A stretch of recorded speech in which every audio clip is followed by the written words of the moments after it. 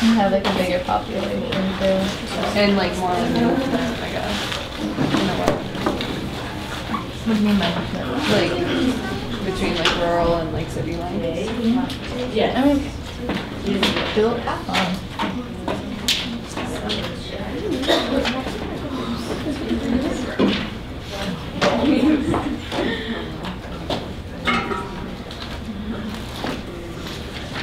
So I want to remind you that Friday is a Monday, and I am happy to have office hours on Monday, I mean Friday, from 10 to 11, but I would prefer to get a confirmation.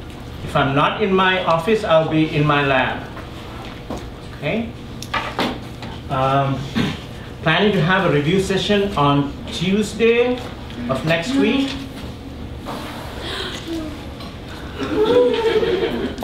No?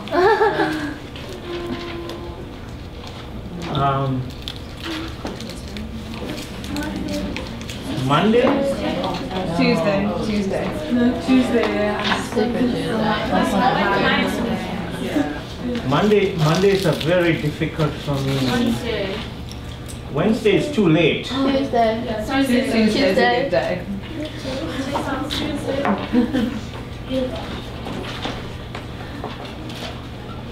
Yeah, I'll confirm that though, but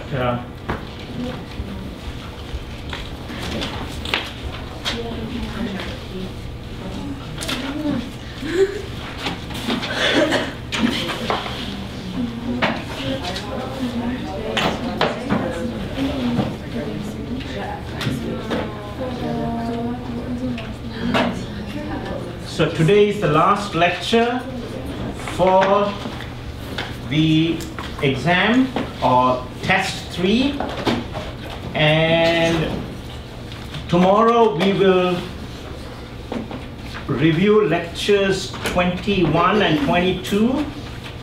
We'll do MCQ 8 tomorrow, and then we will begin on Friday the last topic of the course, which is kinetics. I do have one lecture material that I haven't covered yet on intermolecular forces. It's very qualitative.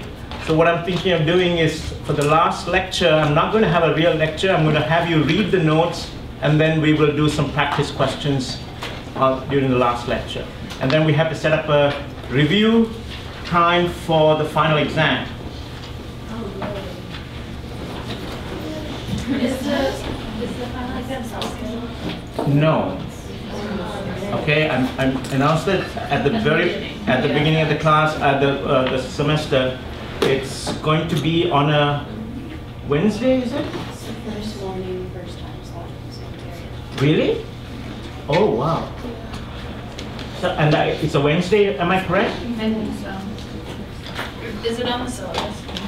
It's not on the syllabus, but it's on the registrar's website. And I also emailed you several times about it. I don't remember offhand.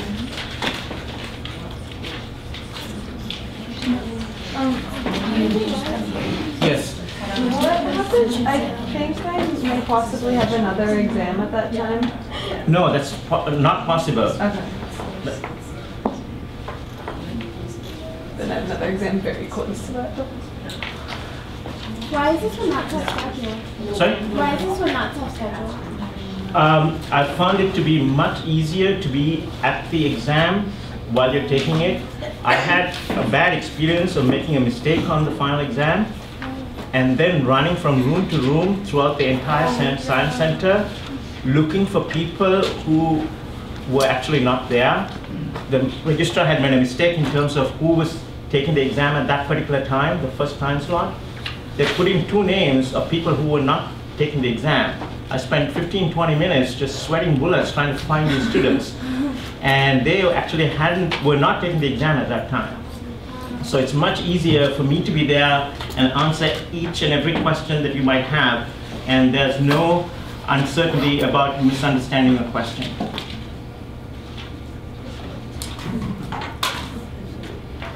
Other questions? Hamilton, right? I think so. What? Really? I have no control over that.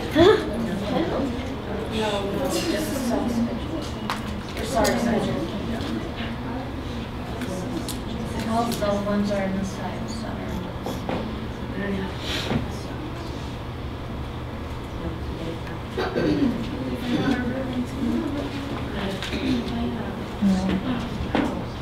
So exams start Wednesday, Thursday, Friday, then we have Just one more. I would prefer to learn from my or from any class. I have really struggle every time. I have like 18. Oh, mine's not past that. Okay, guys, where is everybody today?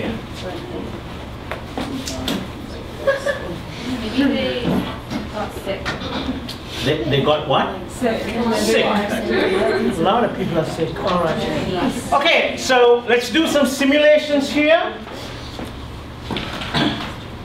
The left is reactants, the right is products. A is reactants, B is products. I can control the temperature. I can heat it up here. I can control the number of molecules. So let's make 40 molecules here. Oh, no, not 400. Okay. And I'm going to put 40 molecules of A on the left-hand side at time t equals 0. What do you think is going to happen?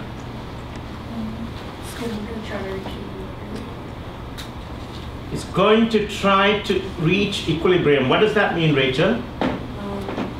As identified by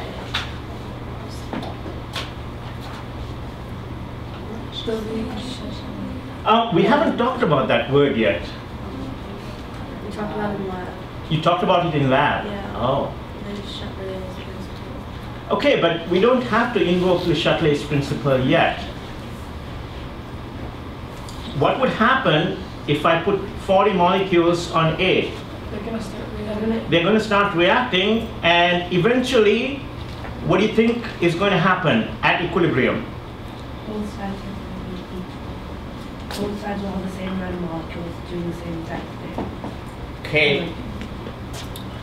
Both sides will have an equal number of molecules. Yes. I don't think it'd have an equal number of molecules, but I think it'll have the rate, or like how fast.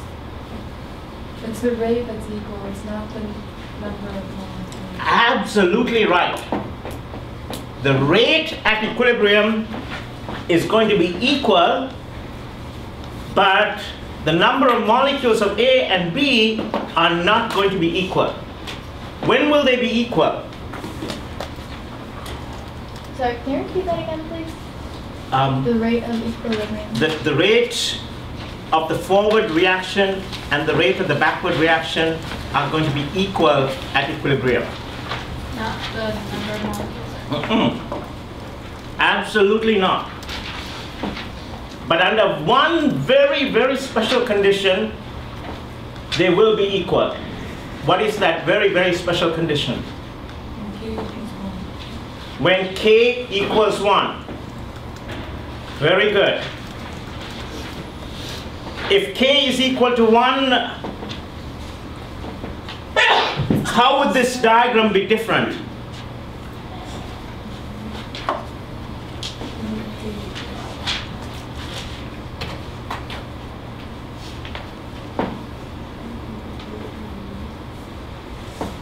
Okay, I started the simulation.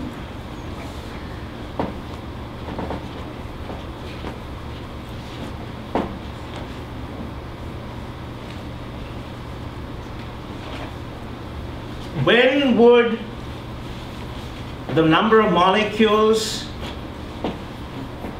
on the left and the right be equal? Tamara said when K is equal to 1.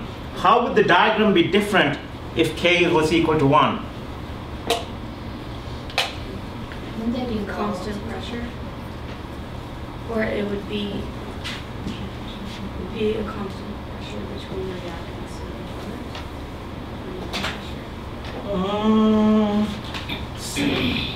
Taylor. Like, wouldn't the levels be equal? Exactly. And what do those levels refer to? Energy. The energy, the potential energy of the reactants and the products. Or to be more precise, the Gibbs free energy of the reactants and the Gibbs free energy of the products.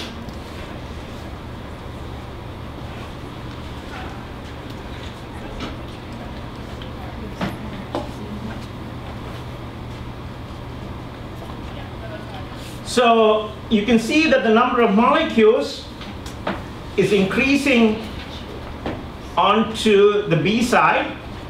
Will you have more molecules on the B side or on the A side as you let the time continue to increase? Which side? B. Because delta G is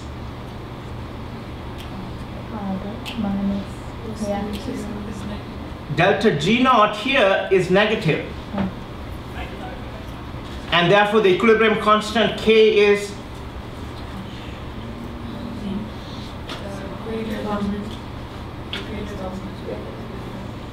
okay, can you talk to your neighbor please?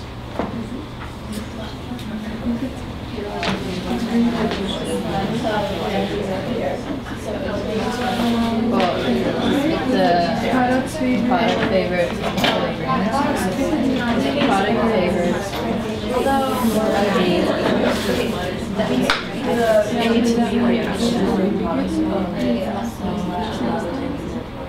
If the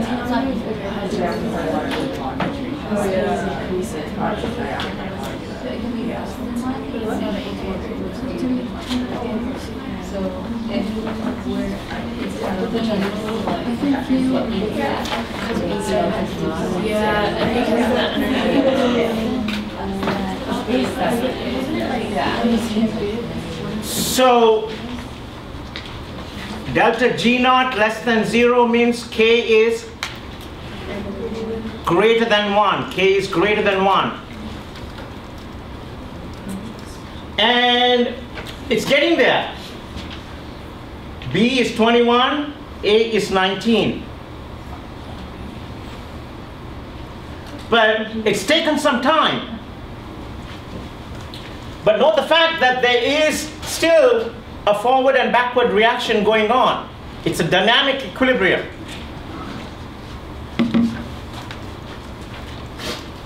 How could I have speeded up the process? Yes, Kirsty. So how do you know that K is greater than 1 if G naught is less than 0? Okay, let's look at that. We have delta G naught is equal to minus RT natural log of K. K is equal to e to the power minus delta G naught over RT. Okay, so if this is less than 0, this is going to be a positive quantity. Okay, remember what is e to the power naught?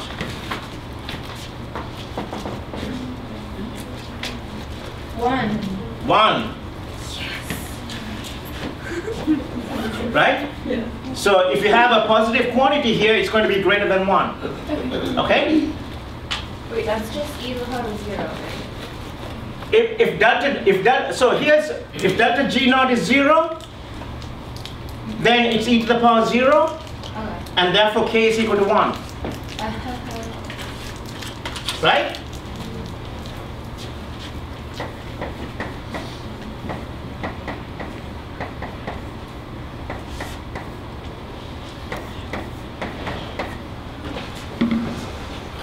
Right?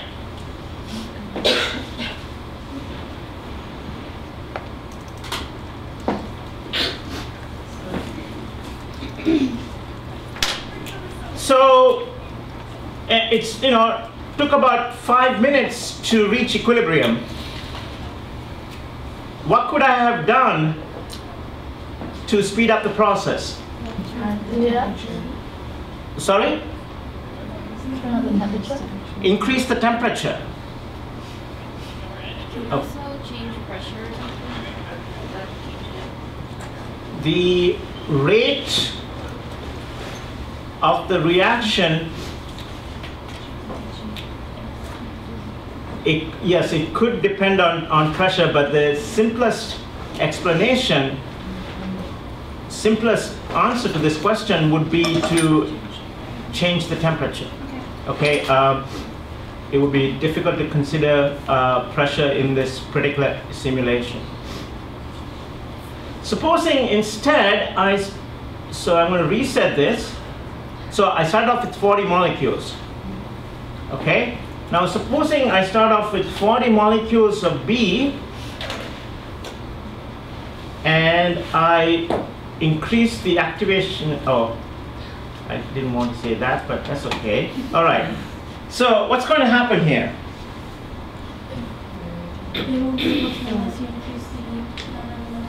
Okay, so there's one problem. You know, it's going to take a very, very long time to reach equilibrium.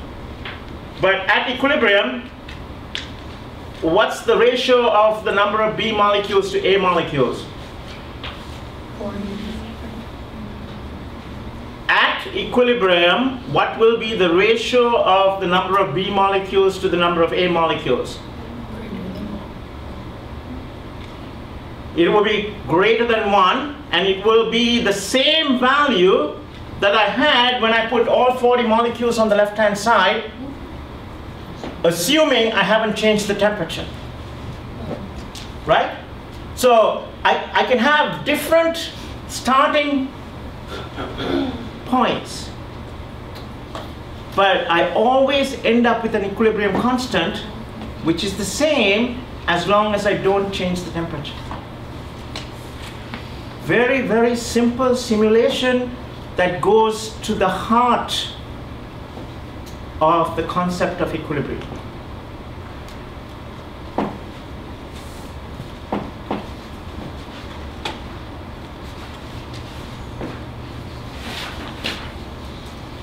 Questions?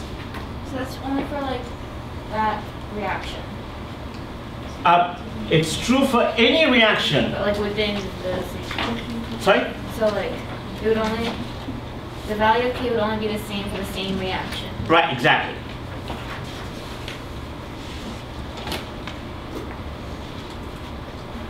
Oh, that's why it's a constant. Exactly. So today we're going to talk about homogeneous equilibria. We can talk about equilibrium constant in terms of pressure. We can talk about equilibrium constant in terms of concentration.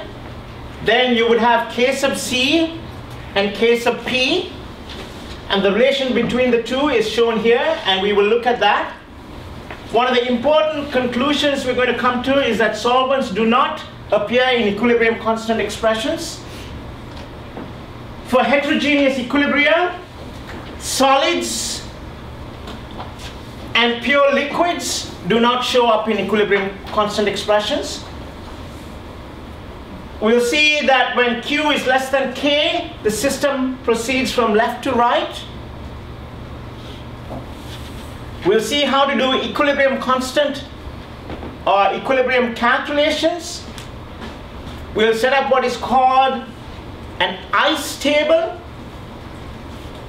And then finally, we will talk about the factors that affect equilibrium, which is the Le Chatelier's principle, which says that if you have a system at equilibrium and you perturb that system, then the system will react in a way to oppose the perturbation that you caused.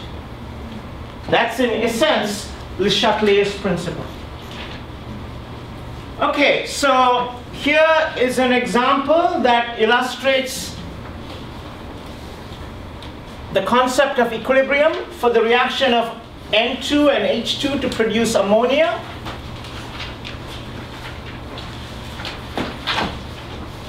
So I took this table from the Zumdahl textbook and I whited out a certain section here.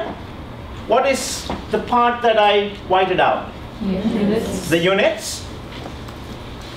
How many sets of initial concentrations are there in this table? 3. 3 sets of initial concentration. How many sets of equilibrium positions are there? 3. How many sets of equilibrium constants are there? 1. Tricks me. Okay. Let's look at the units of the equilibrium constant. Let's illustrate this with the simple example of NO2 gas going to N2O4 gas. So K sub P, the equilibrium constant expressed in terms of partial pressures, is the partial pressure of N2O4 expressed in bars divided by 1 bar. And this is the partial pressure of NO2 divided by 1 bar, everything squared. Okay? Note the fact that we're dividing each of the pressures by 1 bar. And because of that, Kp does not have units. So can you write out the expression for K sub C?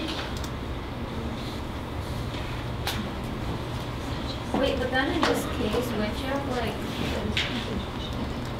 bars squared without like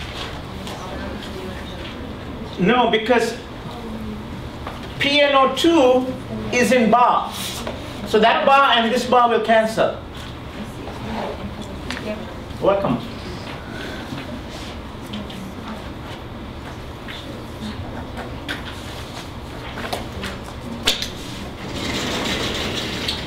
So K sub C is going to be equal to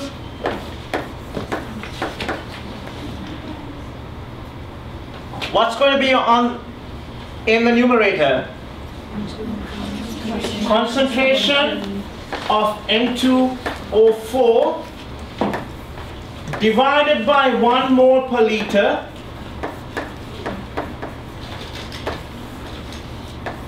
that's the numerator. Denominator is going to be, sorry, this is NO2 concentration divided by 1 mole per liter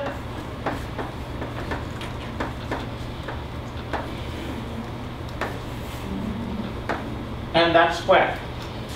So what are the units of K sub C? There are no units for K sub C.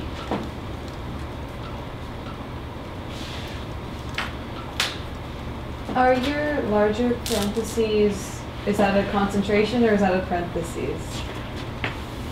Sorry, let's make that very clear here. And Bless him. Thank you. okay, thank you. Wait, what was it? Attention to detail. This is concentration square. This is regular parentheses. Very important to pay attention to detail.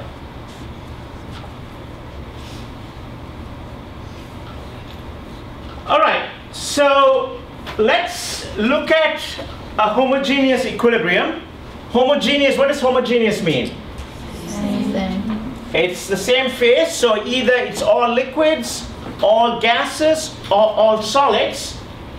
We're going to consider an example where everything is a gas. And here is an example again. So this is K sub C, is this quantity here. We've already written that.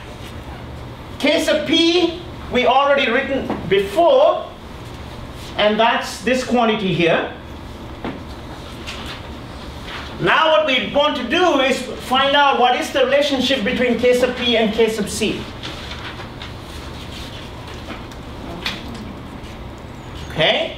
So we're talking only about an equilibrium involving ideal gases. Where did I get this equation from? Ideal gas law. That is the ideal gas law. P is the pressure, N is the number of moles, V is the volume, R is the gas constant, and T is the temperature expressed in Kelvin. How did I go from here to here? You're concentration, N over V is the number of moles per liter. That's going to be concentration. So P is equal to CRT.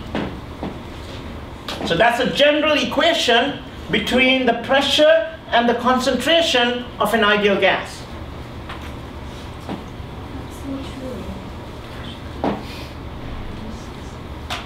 Everything in chemistry is so cool. So the partial pressure of N2O4 is the concentration of N2O4 multiplied by RT. All I'm doing is applying this equation to N2O4. Can you write the similar equation for NO2 here?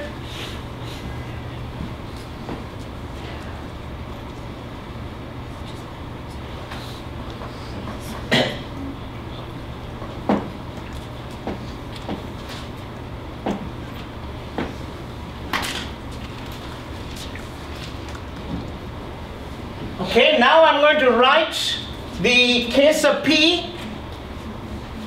We already have this expression from the previous page.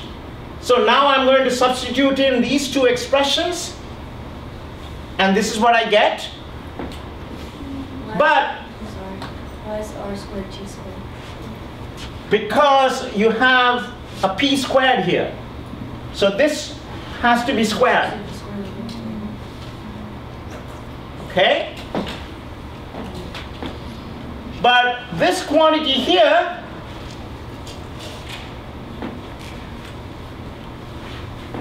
is this quantity over here. Therefore, K sub P is equal to K sub C divided by RT.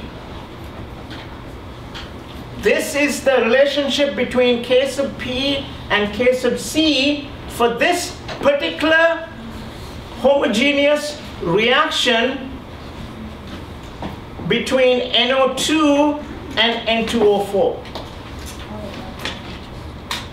Questions?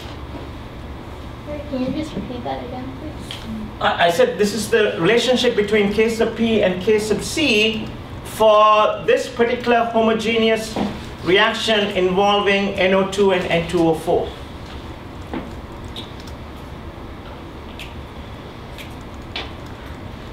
I have taken this equation and rewritten it in a form that is slightly different. I'm going to say K sub P is equal to K sub C times RT to the power minus 1.